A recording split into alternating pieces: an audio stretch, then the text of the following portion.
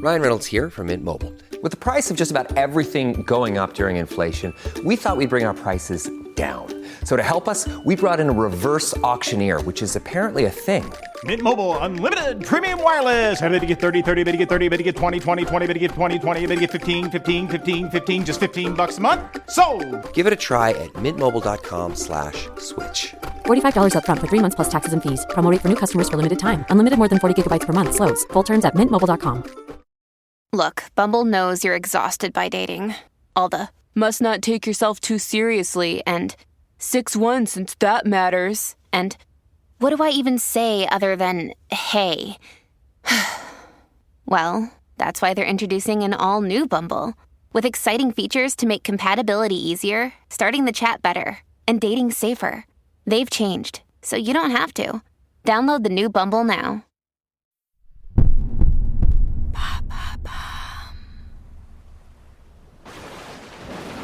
Dimanche 5 avril 1722. Un premier marin voit une terre à l'horizon. Miracle. Ça fait 5 mois, 2 semaines et 1 jour que l'explorateur Jacob Roereven et ses 3 navires ont quitté la Hollande. Ils veulent être les premiers à découvrir le mystérieux continent du Sud, celui que plusieurs navigateurs disent avoir aperçu. Et c'est là, à 3500 km des côtes chiliennes, au beau milieu du Pacifique Sud, qu'ils trouvent leur Graal. Un dimanche de Pâques en plus. Ce signe divin suffit pour que l'explorateur nomme l'île à cette occasion. Ils doivent encore rester au large le temps que la tempête se calme, mais ce qu'ils voient déjà au loin les enthousiasme. De la fumée s'élève de plusieurs parties de l'île, et alignés sur la côte, des dizaines de monolithes de pierre les attendent avec impatience. 4 jours plus tard, Jacob Roereven déchante lorsqu'il met pied à terre. Les descriptions des autres explorateurs ne collent pas. Autour de lui, au lieu du sable et des montagnes promises, il n'y a que la roche volcanique et de grandes plaines sèches à perte de vue.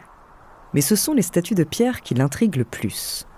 Au-delà de leur corps assez peu détaillé, elles ont surtout un grand visage rectangulaire et allongé, un nez imposant et une large arcade sourcilière qui projette toujours une ombre inquiétante sur leurs yeux. Certaines sont couchées sur le sol, mais celles encore debout sont immenses, jusqu'à 9 mètres de haut. Et il y en a des centaines partout sur l'île. Il a bien rencontré quelques tribus locales depuis son arrivée qui vouent d'ailleurs un véritable culte aux statues. Mais comment ce petit nombre d'insulaires, vivant presque nus dans des cabanes en bois, a fait pour soulever et transporter ces visages rocheux ? Il leur faudrait de la corde solide et des gros troncs de bois épais pour déplacer tout ça aux 4 coins de l'île. Beaucoup de troncs de bois. Mais Jacob Roereven ne voit aucun arbre à l'horizon. De vieux volcans, à peine quelques arbres, et de grandes steppes à perte de vue.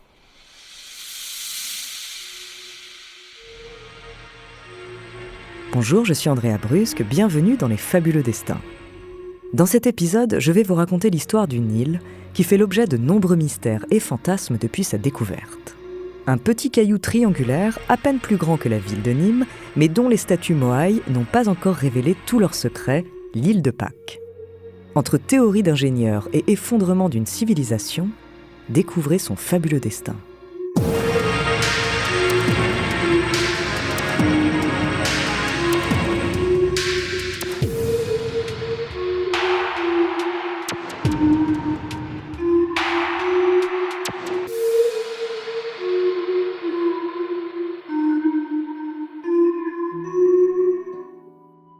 Les voyages d'explorateurs occidentaux sur ce rocher chilien se multiplient dans les siècles qui suivent sa découverte.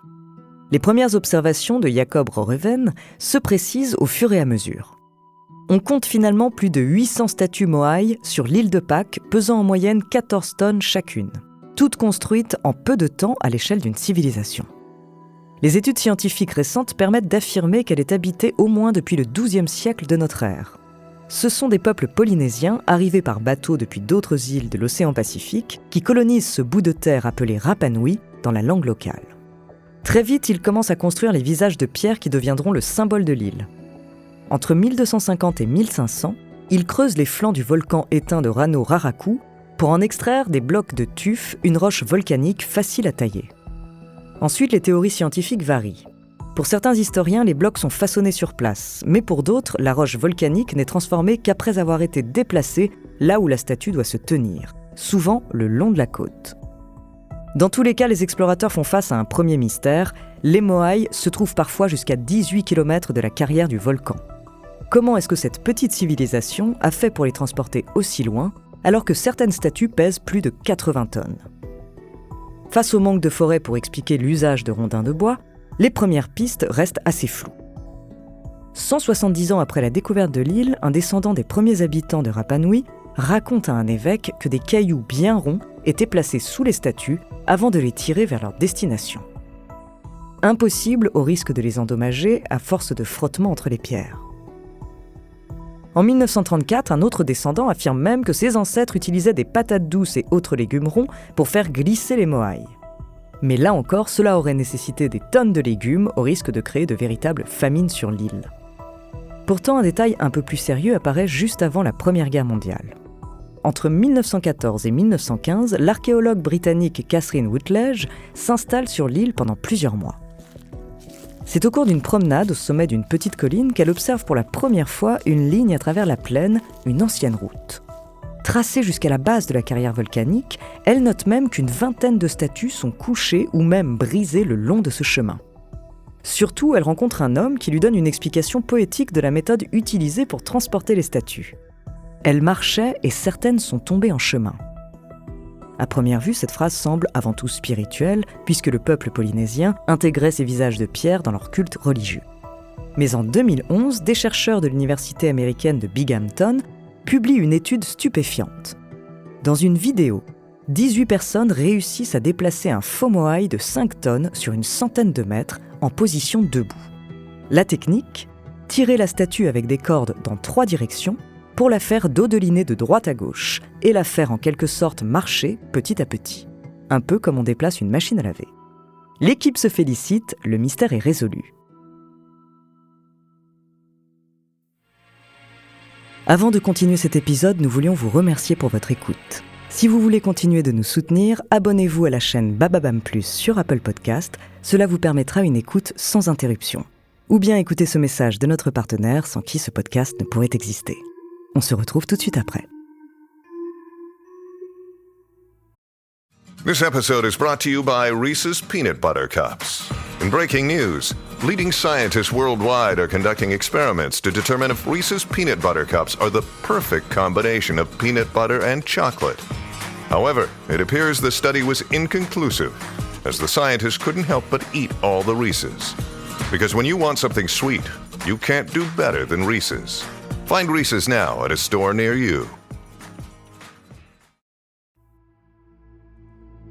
Le problème, c'est que cette théorie est critiquée par d'autres scientifiques.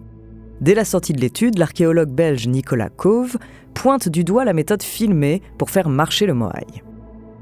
Alors qu'il faut beaucoup d'espace plat autour de la statue pour tirer les cordes et la garder en équilibre, elle a été testée sur un terrain bien moins accidenté que les bords des anciens chemins de l'île de Pâques. Ce spécialiste de Rapa Nui continue de préférer l'idée des rondins de bois, mais il reconnaît quand même que la technique des cordes a pu être utilisée pour déplacer des blocs de pierre. Pour lui, les Moai ont plutôt été taillés sur leur lieu d'installation. Ceux qui bordent les anciennes routes de l'île de Pâques ne seraient donc pas des accidents, mais plutôt des statues érigées pour mettre en valeur les voies de transport. En fait, ce débat sur le déplacement des Moai est à l'image des autres mystères de l'île de Pâques. Ces immenses visages de pierre éparpillés sur une petite île isolée et peu peuplée provoquent beaucoup de fantasmes et de théories. Quelle que soit la véritable méthode, les archéologues sont formels, la vie sur l'île de Pâques a radicalement changé entre l'époque de la création des statues et l'arrivée des Européens. C'est l'autre énigme de l'île de Pâques. Les études environnementales montrent qu'à l'arrivée des premiers Polynésiens sur Rapa Nui, l'île était remplie de forêts. Rien à voir avec les plaines sèches découvertes 700 ans plus tard par l'explorateur hollandais. Pire, des chercheurs estiment qu'il aurait fallu une population de 15 000 personnes sur l'île pour ériger autant de Moai en si peu de temps.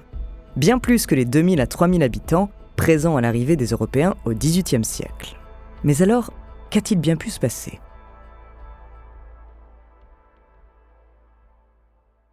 Face à ce contraste entre des centaines de Moai et le peu d'habitants et de forêts, les premiers explorateurs ont vite imaginé le pire. En 1872, l'écrivain Pierre Loti visite l'île de Pâques et constate que des Polynésiens détruisent violemment leurs statues. Pour lui, la civilisation de Rapa Nui s'est rapidement effondrée après un changement brutal de leurs croyances et des guerres entre tribus. Mais surtout, une théorie en particulier va devenir extrêmement populaire au début du XXIe siècle. En 2005, le biologiste et géographe américain Jared Diamond publie un essai appelé « Effondrement ». Son postulat, la population polynésienne de l'île de Pâques a abattu des arbres sans compter, notamment pour déplacer les statues moaï sur des rondins de bois, au point d'arriver à un moment où le bois manqua, ce qui aurait poussé les différents clans de l'île à s'entretuer pour ces dernières ressources et détruire leurs moaï. Un véritable suicide écologique. L'idée n'est pas neuve, elle était déjà formulée par l'explorateur français La Pérouse après sa visite de l'île en 1786. La violence entre clans est également évoquée depuis longtemps. En 1941, un habitant de Rapa Nui raconte une ancienne histoire de vengeance à l'archéologue français Alfred Métro. Après qu'une femme ait été tuée puis mangée par une autre tribu, son fils aurait alors détruit un moaï du clan ennemi en représailles. Mais les éléments qui vont dans le sens d'une guerre civile s'arrêtent là. L'archéologue Nicolas Cauve estime qu'il y a bien eu une culture guerrière à Rapa Nui, mais pas plus que dans d'autres sociétés polynésiennes. Et surtout que les millions d'arbres présents à l'époque n'ont pas été déboisés uniquement par le transport des statues. Un dernier clou dans le cercueil de cette théorie est planté en 2021. L'université de Binghamton montre dans une nouvelle étude que les sols de l'île de Pâques ne montrent aucun signe de déforestation rapide, au-delà du développement de l'agriculture. Même les estimations d'une ancienne population de 15 000 personnes seraient fausses. Finalement, cette théorie de l'effondrement a surtout eu du succès car elle cherche à être une métaphore de notre propre surconsommation de ressources en pleine crise climatique. Mais les hypothèses actuelles penchent plutôt pour une invasion de rats ou un effet du climat local sur les espèces d'arbres de Rapa Nui. L'île de Pâques garde donc encore quelques zones d'ombre et les solutions à ces mystères sont à prendre avec des pincettes. Mais même si l'île n'a pas subi de suicide écologique, elle reste menacée par le réchauffement climatique. En 2022, un incendie a détruit 100 hectares d'arbres replantés et endommagé plus de 80 statues. Le temps presse pour y trouver des réponses.